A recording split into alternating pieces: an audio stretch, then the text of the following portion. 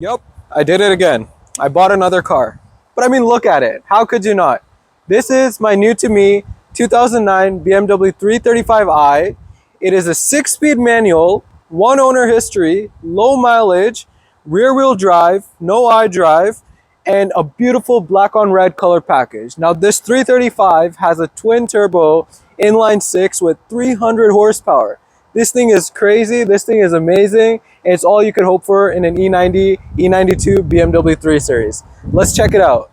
So this generation of BMW 3 Series, right? This is the 2006 to 2012 kind of generation, the E90, E92, E91. You had all these options. Now these are revered as some of the best driving cars ever made in the entire world. I'm not just talking BMW. I'm just talking about one of the best driving cars, period. Why is that? Well, let me give you a few factors that go into this.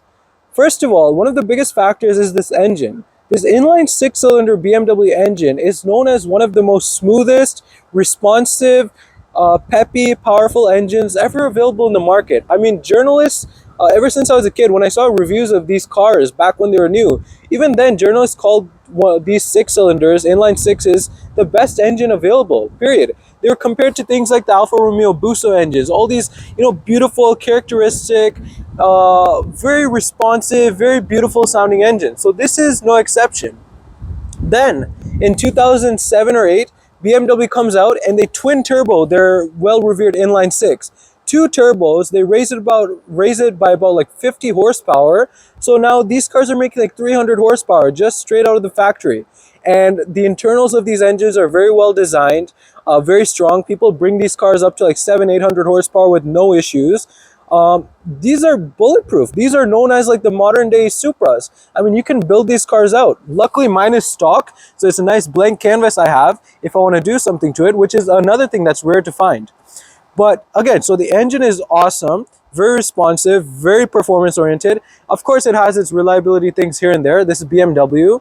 But from my experience with the 3 Series I had a 330 before this. We drove that up to like 308,000 kilometers and I still sold it running. I mean, it wasn't the turbo engine, so that was one thing. But 308,000 kilometers, the engine was like solid. I didn't really replace anything major other than just a lot of these little things that would break here and there. And another impressive thing was the clutch. That thing was on its original clutch at 308,000 kilometers. Can you believe that? And that's another thing about this car. This is known as having a manual transmission that doesn't have, all those nannies, all those features like auto rev match, it holds the revs, all these things like that. When you press the clutch in a E90 Generation 3 Series, you press the clutch, the revs drop. There's nothing. You are one-to-one with the car. That's it. So the engine is awesome. The manual transmission, this one has a 6-speed, which is, I believe, a ZF transmission. That is impressive as well. And on top of that, the steering. This steering on these generations cars were hydraulic. And you know what it means by hydraulic? It means that it required effort. It was very direct. It was very responsive. And you felt really connected with the road. You felt connected with the surface. You felt connected with everything. Now everything is power assisted.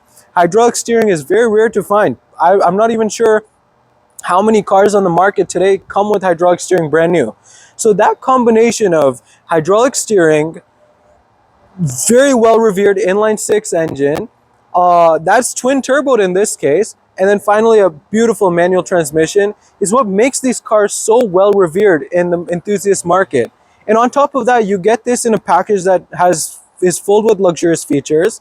It is a German car known to be stable at high speeds. It is very well designed, excellent chassis control, excellent suspension. Overall, the package is remarkable. The fit and finish, of course, peak German. This car is what, like 14 years old? I don't hear any creaks and rattles. I mean, I hear a little bit of things here and there due to the age and due to some seals that I have to address. But overall, the build quality is excellent. The design is excellent, in my opinion. I mean, it's aged pretty well. And overall, it's a car that was designed when BMW was known for peak driving dynamics. So that's something that I believe that makes these cars really special and really remarkable. And if you look at the enthusiast market today, I mean, when I was looking for cars, I was looking at things like Honda S2000s, WRX STIs, all these impressive driving cars. And a lot of these cars have just gone like crazy in terms of value, right? Honda S2000s with similar mileage to this are worth like $20,000 to $30,000, which is crazy. I mean, it's a great car, you know, nothing to that. It's a remarkable car. Even WRX STIs, those are worth more than this. A BMW, a Supra is worth more than a BMW, which is crazy. And those are great cars too in their own, you know, in their own manner. But this thing does not fall behind anyone in terms of competition. When this came out, it competed with some of the best compact sports sedans and sport coupes in the market. Infiniti with their amazing G35, G37, you know, Audi with their S4, S5. Mercedes started bringing out their, you know, 6.3 AMGs with the V8. Acura had the beautiful TL. Like all these impressive entrants in the market, and this car still scored at the top in terms of all these driving comparisons and driving reviews. So it has to have something going for it. But the thing about it right now is before this thing appreciates like crazy, especially low mileage examples like this, it's a good time to get into a market in one of these, right? You can, under 15 grand, you can easily get like a low mileage example with the manual transmission, very well maintained. You can find good examples for these, right? They're bottomed out. They haven't started their rise yet. So keep a lookout. If you're ready to, you know, look into take care of the maintenance and reliability aspects, then it's a golden car. Trust me, the driving dynamics. I mean, I had that 3 Series. We drove it up into like 308,000 kilometers, and then I had to sell it. So I sold it, and I got into a Lexus, and I tried a bunch of things like Mercedes, you know, Mazda. I love my Miata that I have, and a lot of these other cars, a bunch of Acuras. But I had an itch that I really missed because of that BMW. There's something about driving that car when I was on the highway, when I was just cruising, when I was taking it through turns, that I really missed. That car was so well planted, so dynamically different compared to anything I've driven, and felt so solid and so special. That's the word I have for this car. It feels so special, and I missed it. And I'm very glad I found this one. And well, that's what I feel that really makes these 3 Series so remarkable. So let's take a look at the one I bought, and I want to share with you what I like, some things I dislike, not much. And just, I want to share with you my car I have right here, what package, why I went for this one, and, you know, really showcase to you what these cars are. And hopefully, if you're ever in the market, I really think this would be a very impressive buy for you. If you're looking for pure driving pleasure, right? Everything's going electrification now. You have, you know, rev matching systems in manual cars. You barely have any manuals available. And then a lot of these cars are going hybrid, and everything's becoming impressive. But there's a small feeling that a lot of us driving enthusiasts have after having experienced this mid-2000s generations of cars that you're missing.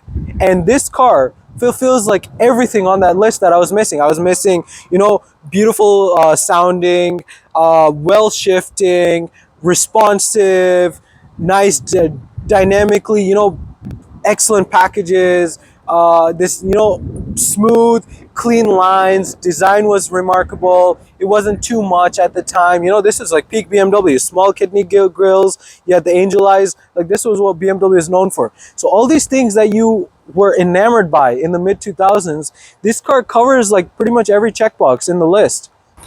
So one thing I really like about this car is the design. I mean, I wasn't a big fan of this E90 generation design when it first came out.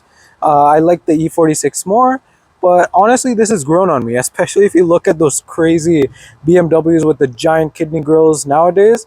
I think this looks very sleek and very attractive and very, you know, premium. Like, let's look at the back profile. I mean, if you look at this side right here, just look at that design. You got the nice exhaust tip. You got lights that are not too overly designed, but at least have their own characteristics, that even if you're looking from here, you can kind of tell it's a BMW. You've got this beautiful body line that runs along here, all along the car, right? Especially I love when I'm just setting my hand outside the door, you can feel that. But it's just very clean. It's subtle. It's subtle, but it makes a big impact. Like, look how it splits that the dynamic between the top half and the bottom half of the car. Very slippery design. Beautiful. I've got this beautiful black paint job with like gray sparkles in it, so it looks very attractive. I have these 19-inch wheels. I just need to get the center caps for them. And then side profile is nice, especially with that interior that I'm going to show you in a bit. That's one of my favorite features in this car. You got these nice mirrors. So BMW went to more square mirrors like in a couple of years at the facelift, because these are kind of hard to see out of. But I'm used to it now, so it's all good. And then what else do we got? Yeah, I mean, not much to mention. It's just overall very, very clean, just beautiful design. So let's take a look at the next thing. Let's take a look at the engine. I'll come back to the interior. So this is the heart of the car, and I mean, this is a heart that is known around the world as being one of the best engines ever made. Inline six BMW with these twin turbos was pretty much peak BMW, and it's amazing. They came with 300 horsepower straight from the factory, right? But they could handle so much more power. Like you see all these videos and you see all these guys building their BMW 3 Series. They go up to like 800 horsepower without having to change much of the internals. Like these things were built strong. The things that the cars like the Toyota Supra and Nissan GTR are known for today, I mean, BMW did this in their own sense. And I'm sure people are going to start to realize this soon. But very capable engine, and I'm glad that mine's very stock right now. So it's kind of like a blank canvas in case I do decide to do something. I mean, it's powerful enough as it is, but we'll see. We'll see how this goes. All right, now entering one of my favorite places of this car, the interior. First thing I want to say is this color. This is what sold me, honestly. I mean, it's such a beautiful red, deep red interior. It's like a crimson red, and this is one of my favorite colors, so I love it. And it's in such great condition, right? Even for 14 years old, these German cars were so well made that you can still make, like, other than small things here and there, you can still make these things seem like new, which is not true for many cars. You got this giant door, very big in the coupe, right? This thing is huge. You got to be careful in parking lots opening that. Awesome thing is pillarless. You got no pillars, only glass. And what else do we got? We got the sports steering wheel. All these buttons and switches feel high quality. I don't have the iDrive, so the iDrive would have like the controller here, and it would have like a hump and a screen here, but mine's just plain. So it looks classic in a sense if you think about it. I mean, down the road, this thing's gonna feel very different, very clean, very classic from all these other cars. And good thing about not having a screen is it doesn't age the interior in terms of graphics and infotainment and things like that. You got a beautiful sound system in this car with like 2 subwoofers underneath each seat. I love the sound systems in these. And I've got these like black headliner, right? It's not gray or anything like that. It adds more to the sporty feel of it. You got the passenger seat again. And I'd love to show you the rear. The rear has 2 more seats. I got winter tires, sorry about that. But all I want to say for the rear is that this was known as one of the most spacious two-door cars in the market at the time. I mean, when I'm sitting in the back, I feel like I have lots of space. Like I still have, lots of inches in front of my knees next to the driver's seat, in front of the driver's seat when it's set at my own position. So I think it's very spacious. You can kind of go back there, just pull this latch, and you can climb on back. I mean, it looks tight from the video, but when you're sitting in there, lots of space, lots of space. But yeah, overall, what a beautiful interior. What a beautiful driving position. One of the most comfortable seats I've ever sat in. Even from my old 3 Series, I had the same sport package seats. How you can tell it's sport package is if you have these adjustable thigh bolsters, and if you have the steering wheel that's like this hump shape and not kind of blended in. So you don't have the plastic trim on the non-sport steering wheels. On the sports steering wheels, you have this separation between the trims. So that's how you can quickly tell based on the steering wheel design and these thigh bolsters. But so comfortable. I love these seats.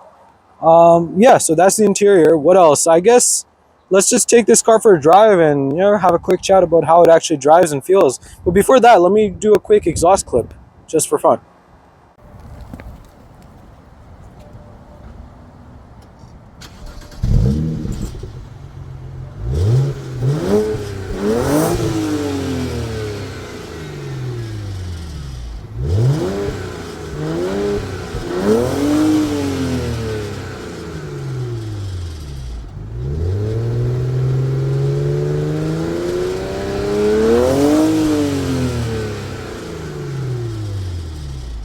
So we're driving the car now, and one thing I want to mention is I'm not sure if I edited the exhaust clip before, but in case I did, you probably heard a lot of rattling. And that's something I want to talk about, which is maintenance and reliability of older BMWs.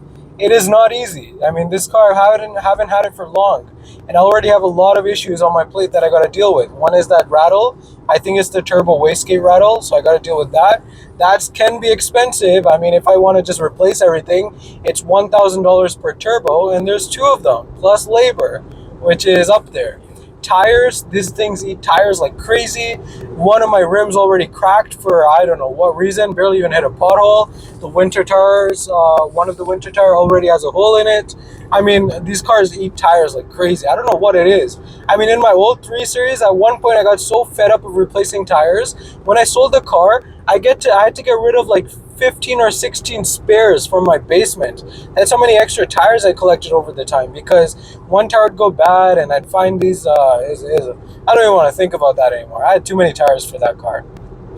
And then when I got this one, I already got rid of all my old tires, so then I had to go looking for a new one when my rim cracked. So yeah, that's one thing: tires, turbos, injectors. I dealt with a lot of injector issues on my old BMW. These things are known for having finicky injectors. They can be expensive. That can get into a few hundreds, maybe even 1,000, depending on your case. Gaskets, valve cover gasket, that's a big issue. Those leak a lot, so make sure you change that. Water pump, that can be a big repair. So all these things add up, and I've already got a big list that I have to do on my car anyways. I mean, the dash starts lighting up like a Christmas tree when you don't take care of this, and it can really impact the driving performance. So yeah, just keep that in mind. So don't buy these cars just for investment, right? That never works out. Don't do that for cars. But buy it if you're knowing what you want to get into. If you want to get into this pure driving pleasure of, modern classic vehicles, this thing checks a lot of boxes, like I mentioned. But just make sure that you budget for this. If I had to give a number, and if you're ready to do a few things yourself here and there, I'd budget about $2,000 to $3,000 per year just for maintenance costs in these cars. It's not too bad, but you got to be prepared to do some stuff on your own, and some big things can eat up the whole budget. But that's what I'd average out to. If you buy a decent condition one, $2,000 to $3,000 per year, and you should be fine for a majority of its life. But yeah, now let's talk about driving. I mean, this, like I mentioned, the engine response is beautiful. It sounds excellent. The manual downshift is beautiful. You can rev match yourself. I mean, holy shit. Wait, let me... I downshifted to 3. I got up to like 140 something in third gear. The gears are long in this car compared to my Miata.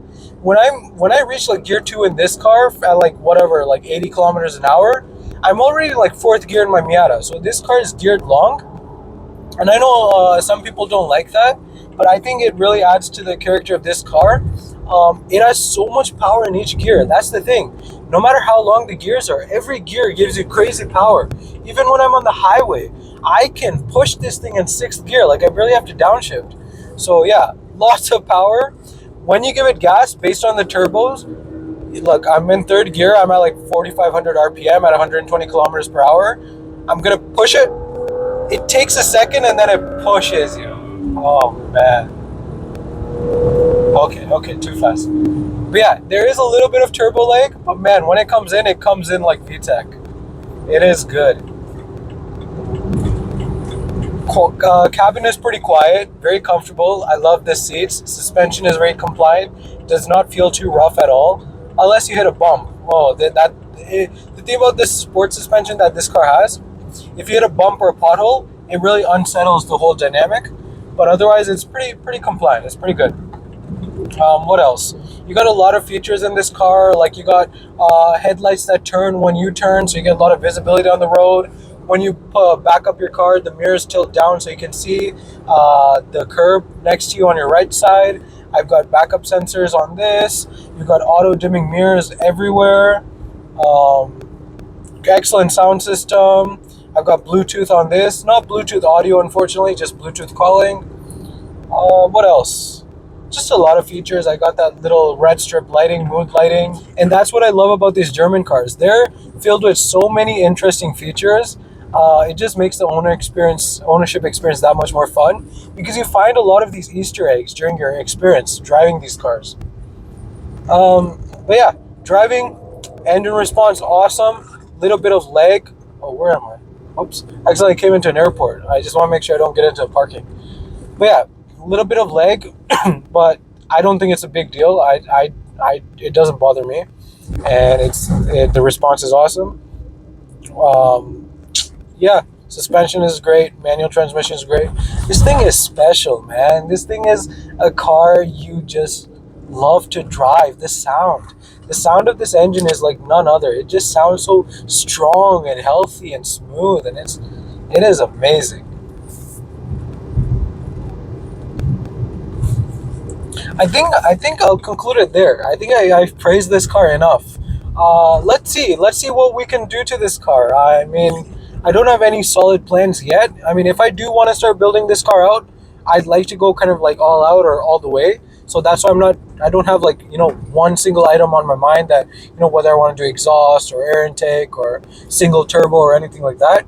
If I do decide to do something, I'd go for it. But I'm just so satisfied with how this car is, like aesthetically and dynamically. I mean, it's not begging for mods. And if you're modding this car, you're doing it to really compete with supercars. Like that's the level you can take this car. But yeah, thank you so much for watching. I'm glad you're with me on this journey.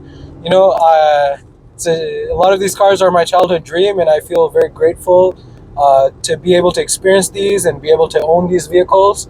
And a lot of it, like I said, it's about smart buying. You just got to know where the market is. You got to be confident in getting into it. You got to be confident in dealing with a lot of the issues that come up with these cars.